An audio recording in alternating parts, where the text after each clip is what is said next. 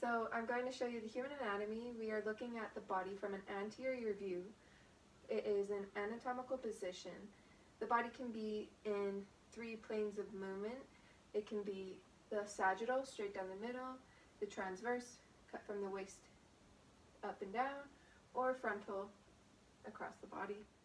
So when looking at the body, you can see it from an anterior view or posterior. Her hands now are in supination, but they can also be in pronation. After that, we can now see the body in 5 regions, being the cephalic, cervical, the trunk, upper limb, and lower limb. Now, the head is superior to the lower limbs, but the lower limbs are then inferior to the head, or the cephalic region. Another way we can describe the body with directions is the medial or lateral, or we can even use proximal and distal. Now going back to our body regions, we can look at our cephalic. Within our cephalic, we can have our orbital, nasal, oral, mental, and our buccals. Then our second region would be our cervical, which would be our neck.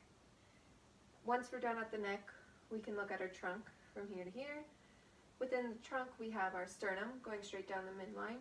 We have pectorals, mammaries, and also our abdominals. And now, our fourth body region would be our upper limb. Within our upper limb, we have our deltoid, our brachial, antecubital, antebrachial, our carpal, and our manus.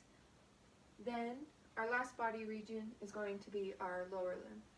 Now, within the lower limb, we have our coxal, our femoral, the patellar, curl, and our pes, which would be our foot.